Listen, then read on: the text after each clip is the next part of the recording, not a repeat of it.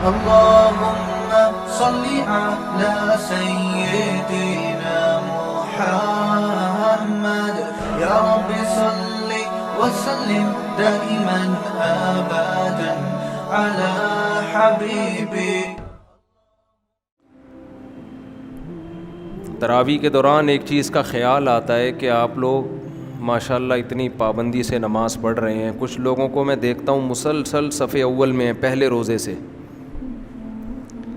تو اللہ تعالیٰ کو یہ ادا بہت پسند آتی ہے. قرآن کہتا ہے وَتَقَلُّبَكَ فِي السَّاجِدِينَ، اے نبی سجدہ کرنے والوں میں آپ کا الٹنا پلٹنا ہم دیکھ رہے ہیں. تو تراویح میں بالکل یہی کیفیت ہوتی ہے، الٹنا پلٹنا. سردے میں گئے پھر اٹھے، پھر رکوع میں پھر اٹھے، پھر سردے میں پھر بیٹھے، پھر سردے میں. لوگ تھک جاتے ہیں نا. تو یہ سب چیزیں اللہ نوٹ کر رہا ہے اور اپنی آنکھوں سے دیکھ رہا ہے. تو انسان نا بور ہونے لگتا ہے کھڑے کھڑے، کیونکہ اکثر لوگوں کو سمجھ میں تو آ نہیں رہا ہوتا کہ امام صاحب کیا پڑھ رہے ہیں. ہمارے ہاں تو تراویح کی سپیڈ پھر بھی بہت اچھی ہے، تیز نہیں ہے، لیکن پھر بھی ترجمہ مفہوم تو سمجھ میں نہیں آتا نا لوگوں کو، اکثر لوگوں کو. اس کے باوجود یہ سوچ کے کھڑے رہنا کہ اللہ کا کلام پڑھا جا رہا ہے، سمجھ میں آئے نہ آئے ہم سنیں گے. تو اس کی قدر آپ کو قیامت کے دن ہوگی. اور یہ رمضان کی خاصیت ہے کہ رمضان میں آپ عام دنوں سے زیادہ عبادت کر لیتے ہیں تراویح کی وجہ سے. اور یہ نبی صلی اللہ علیہ وسلم کی سنت ہے. صحیح ہے بخاری، صحیح ہے مسلم میں ہے یزید فی رمضان ما لا یزید فی غیرہ. آپ رمضان کی راتوں میں جو عبادت کرتے تھے وہ دوسروں سے زیادہ، پورے سال اتنی عبادت نہیں ہوتی تھی جو رمضان کی راتوں میں. پورے سال عام معمول تھا 8 رکعتیں. اس حدیث سے پتہ چلتا ہے رمضان میں رکعتوں کی تعداد زیادہ. تبھی وہ جو بخاری کی حدیث ہے نا جس میں آتا ہے کہ رمضان اور غیر رمضان میں 8 رکعتیں پڑھتے تھے، علماء نے بخاری ہی کی اس حدیث پر اشکال کیا ہے کہ اس کے متن میں اضطراب ہے. اضطراب کا مطلب بخاری کی ہونے کے باوجود متن میں گڑبڑ ہے، کیونکہ بخاری ہی کی دوسری حدیث اس کے خلاف ہے. تو اس سے پتہ چلتا ہے دوسری حدیث سے کہ 8 سے زیادہ ہی ہوتی تھیں. تو اب جو لوگ رمضان میں 8 رکعتیں پڑھتے ہیں اور باقی رکعتیں، کیونکہ بہت سے لوگوں سے 20 نہیں پڑھی جاتی ہیں، کہہ رہے ہیں بھائی 8 بھی ہیں تو 8 پڑھ کے نکل لو، پتلی گلی سے کچھ نکل رہے ہوتے ہیں. اب تراویح چونکہ فرض واجب تو ہے نہیں کہ ہم ان کو روکیں، سنت مؤکدہ ہے، گھر پہ جا کے پڑھ لیں باقی رکعتیں. نہیں بھی پڑھتے تو ملامت ہی کی جا سکتی ہے، کوئی زبردستی تو آج کل فرائض میں نہیں کی جاتی، سنتوں میں کہاں سے کی جائے گی. لیکن جو 8 پڑھ کے نکل لیتے ہیں کہ ہم سے 20 نہیں پڑھی جاتی، تو دیکھو 8 تو نبی عام دنوں میں پڑھ لیا کرتے تھے، معمول تھا. رمضان میں یہ تعداد زیادہ تھی. اسی وجہ سے سعودی عرب میں جب 20 رکعت تراویح کو ختم کرنے کی بات آئی نا تو وہیں کے علماء نے اس کے خلاف احتجاج کیا تھا. اور شیخ عطیہ سالم ہیں مدینہ یونیورسٹی کے بہت سینئر لیکچرار تھے، انہوں نے کتاب لکھی، سعودی عرب سے ہی وہ کتاب بھی چھپی. شیخ عطیہ سالم انہوں نے یہ کہا کہ 1000 سال سے زیادہ ہو گیا مکہ اور مدینہ میں، جب سے حضرت عمر نے 20 رکعتیں شروع کی ہیں اس وقت سے لے کے اب تک 20 ہی پڑھی جا رہی ہیں. وہ بہت خلاف تھے اس کے، اور بہت سارے علماء. اب انہوں نے 10 کر دیے، واللہ عالم کورونا کی وجہ سے کی ہیں یا کیا ہے وہ، لیکن ہم اس کے مکلف نہیں ہیں. ہم کس کے مکلف ہیں؟ قرآن و سنت کے، صحابہ کے. سعودی عرب میں تبدیلیاں آ رہی ہیں، ہو سکتا ہے یہ 10 بھی غائب ہو جائیں، ہو سکتا ہے 8 ہو جائیں، ہو سکتا ہے 4 ہو جائیں. ایک چھوٹی سی بات کہہ کے پھر میں درس شروع کرتا ہوں. ہمارے ہاں نا جب آپ کو اپنی رائے دوسرے پر تھوپنی ہوتی ہے تو دوسرے کی رائے کو فقہ حنفی کا یا دیوبندیت کا نام دے دیتے ہو اور اپنی رائے کو قرآن و حدیث کا نام. یہ آج کل مارکیٹ میں چل رہا ہے. میرا جی ٹی وی میں انٹرویو تھا، طلاق کے مسائل پر بات چل رہی تھی. انہوں نے مجھ سے سوال پوچھا کہ فقہ حنفی میں 3 طلاقیں ایک ہوتی ہیں. میں نے کہا حضرت یہ غلط فہمی کسی نے پھیلائی ہے، تمام صحابہ کے نزدیک 3 طلاقیں 3 ہی ہوتی ہیں. اچھا سوری، انہوں نے کہا فقہ حنفی میں 3 طلاقیں کتنی ہوتی ہیں؟ 3 ہوتی ہیں. یہ تو شکر ہے فقہ حنفی کا. یوں نہیں کہا دیوبندیوں کے ہاں 3 طلاقیں کتنی ہوتی ہیں؟ 3. یہ لوگ نا جب مسلک پرستی پھیلانا چاہتے ہیں نا تو نام کیا لیتے ہیں سامنے والے کا؟ دیوبندی یا حنفی ایسے کر کے نام لیتے ہیں. تو انہوں نے پھر بھی یہ کہا فقہ حنفی میں 3 ہوتی ہیں. میں نے کہا ایسا کچھ بھی نہیں ہے. تمام صحابہ کے نزدیک 3 کتنی ہوتی ہیں؟ 3 ہوتی ہیں. اور فقہ حنفی میں اسی لیے 3 ہوتی ہیں کہ تمام صحابہ کے نزدیک 3 کتنی ہوتی ہیں؟ 3. تو فقہ حنفی نے صحابہ سے لیا یہ. اور فقہ شافعی میں بھی 3, مالکی میں بھی 3, حنبلی میں بھی 3. تو اسی طرح خوب سمجھ لو صحابہ کرام کے دور میں ہمیں کہیں بھی نہیں ملتا کہ صحابہ کرام نے 8 رکعت تراویح پڑھی ہو. موطا امام مالک کی جو 8 والی حدیث ہے وہ مضطرب ہے, کیونکہ راوی کہیں 8 بیان کرتا ہے, کہیں 20 بیان کرتا ہے, کہیں 13 بیان کرتا ہے, اپنی بات پہ ٹکتا نہیں ہے. اس لیے علماء نے اس کو مضطرب کہا, اور مضطرب حدیث بھی قابل قبول نہیں ہوتی. اور اس حدیث پر 2 بہت بڑے بڑے اشکالات ہوتے ہیں 13 اور 8 والی, جن اشکالات کا کسی کے پاس جواب نہیں ہے. وہ یہ ہوتا ہے کہ اگر یہ 13 اور 8 والی موطا کی حدیث جس میں ہے کہ حضرت عمر نے 13 یا 8 پڑھوائی تھیں, یہ صحیح ہوتی تو روئے زمین پر کوئی ایک مسجد تو ہوتی نا اس دور میں جہاں 13 رکعتیں یا 8 رکعتیں ہو رہی ہوتی. بیان جواز کے لیے ہو جاتی, کہیں تو 8 یا 13 رکعتیں ہوتی نا پوری دنیا میں. یہ کیا بات ہے کہ حضرت عمر 13 پڑھا رہے ہیں, پوری دنیا میں کوئی اس کو ایڈاپٹ نہیں کر رہا. اور اس پہ ایک اور سب سے بڑا اشکال کہ کتاب کا جو مؤلف ہے امام مالک, وہ خود بھی 8 یا 13 کے قائل نہیں ہیں, وہ بھی 20 سے زیادہ کے قائل ہیں. تو یہ ایک بہت بڑا اشکال ہے جس کا کوئی جواب نہیں. تو تواتر عملی سے تو ہم جو 20 رکعتیں پڑھتے ہیں یہ اس لیے نہیں کہ امام ابو حنیفہ نے کہہ دیا, پوری امت کا اجماع تواتر کے ساتھ چلا آ رہا ہے. اور آج لوگ حرم کی مثال دے رہے ہیں کہ مکہ میں کتنی ہو رہی ہیں؟ 10 ہو رہی ہیں آج اس رمضان سے یا پچھلے رمضان سے.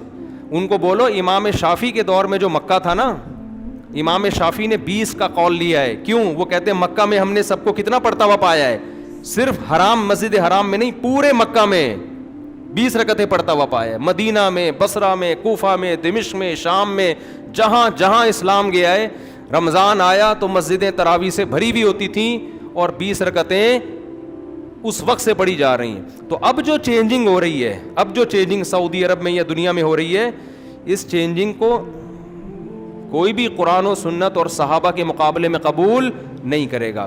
ایک اور بات کروں تاکہ یہ ٹاپک کمپلیٹ ہو جائے. سننے میں آ رہا ہے کہ سعودی عرب کی گورنمنٹ نے 3 طلاق کا قانون بھی چینج کر دیا ہے. واللہ عالم, میرے پاس کوئی مستند دلیل نہیں ہے, لیکن یوٹیوب پہ اس قسم کے کلپ آ رہے ہیں.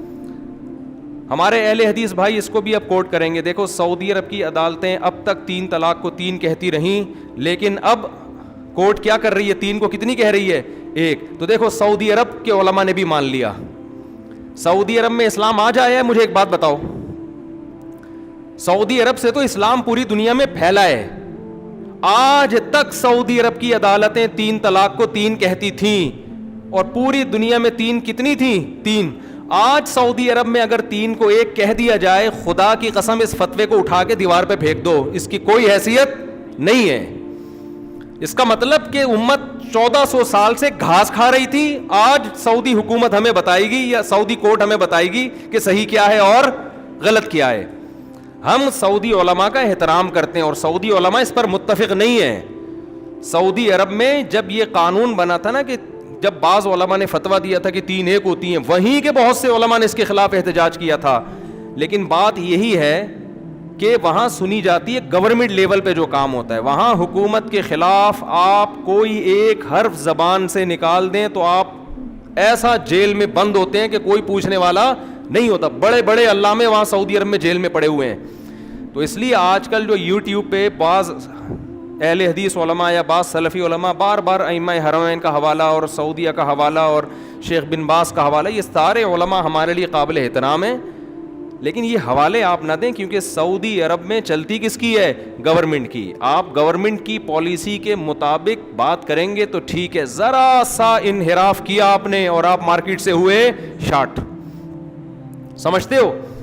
تو اس لیے یہ جو 10 سعودی عرب میں تراویح شروع کر دی نا, تراویح کا لفظ ہی فٹ نہیں بیٹھتا اس کے اوپر, وہ تو میں کئی بار بیان کر چکا ہوں.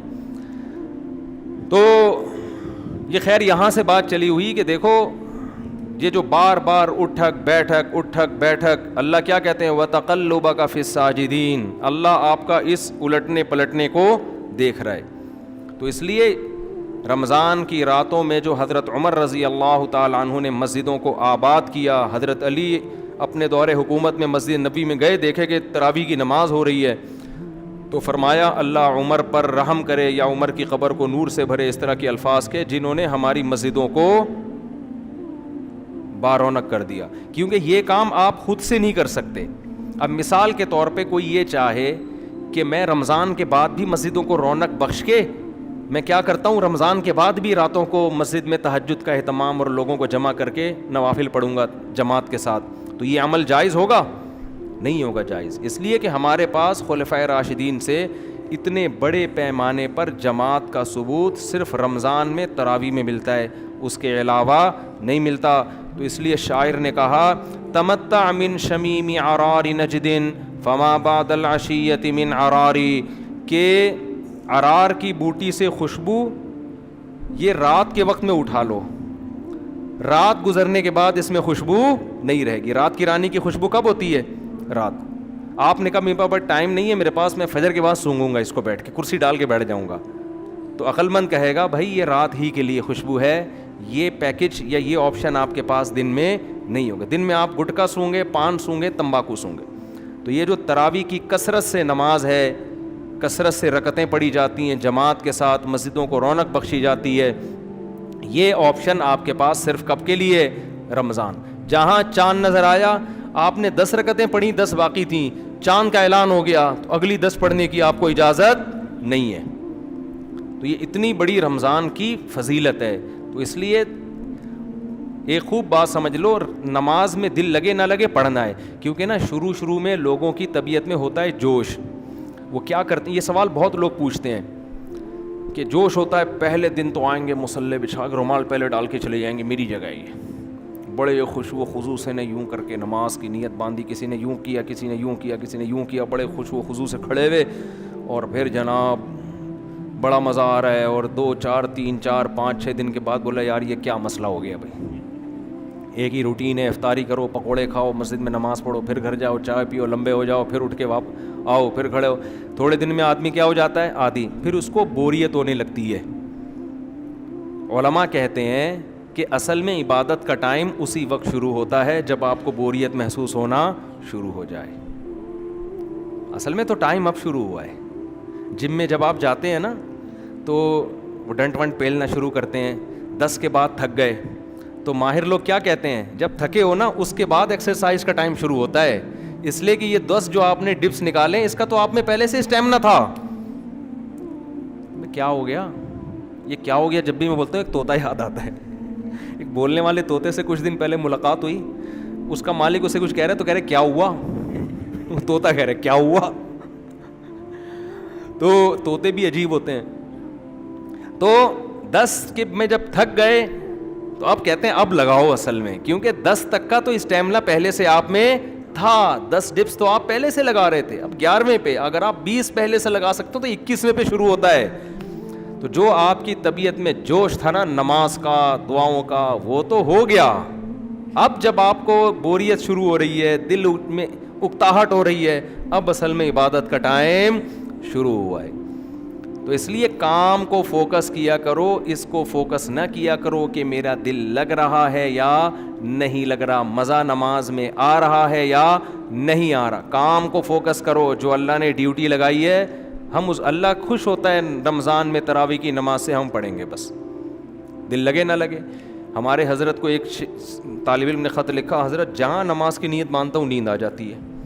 اور ایک دن بیزار ہو گئے نا وہ کہ یار نماز میں دل ہی نہیں لگ رہا، جدھر نیت باندھو ادھر امام کے پیچھے کھڑے ہوئے جھومتے رہتے تھے. وہ اپنی نماز میں تو پھر بھی کہتے ہیں تھوڑا سا ہوتا ہے نماز نیند.